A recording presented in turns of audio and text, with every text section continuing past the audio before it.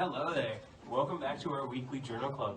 As you may remember last week when we discussed calcium orthophosphates as bioceramics, today we have another interesting article for you.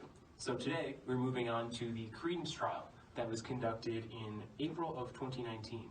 This trial was conducted on the drug canagliflozin, which is an SGLT2I. The trial was conducted on type 2 diabetics with chronic kidney disease. We'll get more into that later. And to start us off, I'm going to talk about some of the other literature surrounding this. So, CREDENCE was not the first trial by any means to talk about SGLT2Is. Prior, they'd gone into dapagliflozin and empagliflozin.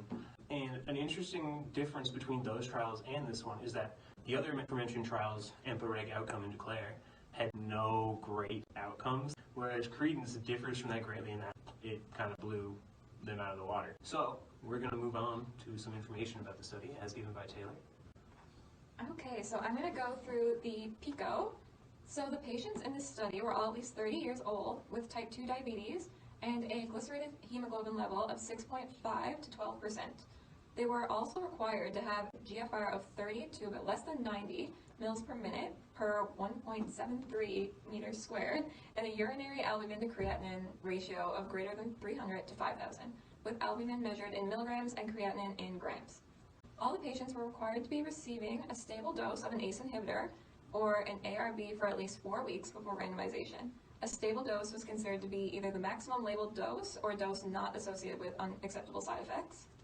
The intervention was 100 milligrams per day of canagliflozin. The control was just a placebo, and the outcome was a composite outcome of end-stage kidney disease, dialysis, transplantation, or sustained estimated GFR of less than 15 mils per minute per 1.73 meters squared. And when you were going through the study, did you find it hard to find anything? Did you find anything was left out? What was the study like in terms of how it was laid out? No, not at all. Everything was really easy to find. You didn't have to go searching through any other literature to go find stuff. So it was very transparent in terms of letting the readers know where they got their information, how they went about conducting the study, and whether there was any bias, anything like that. It was just all very clear and transparent.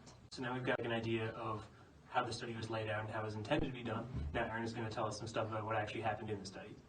Thanks for sharing your thoughts earlier, guys. It was really brave of you.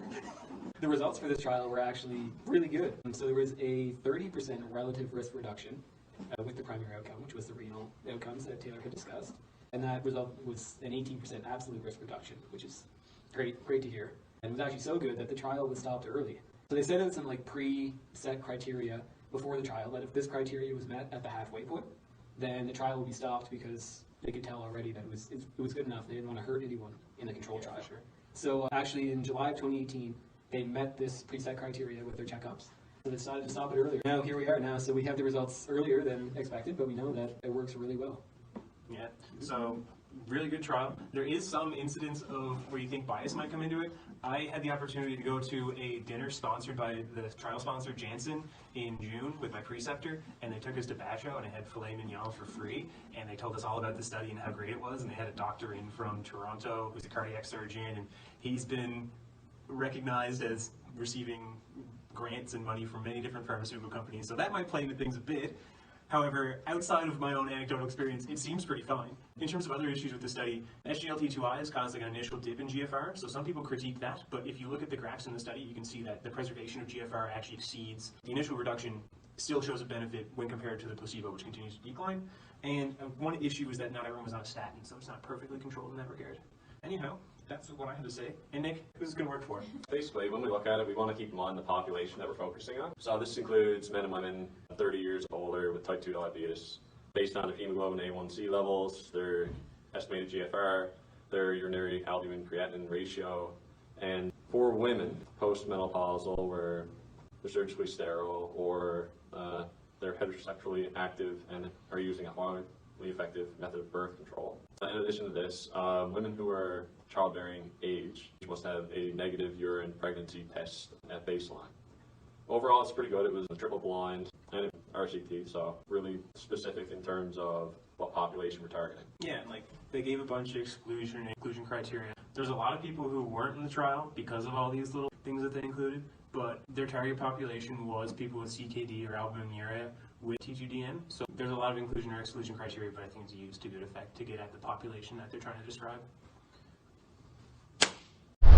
you.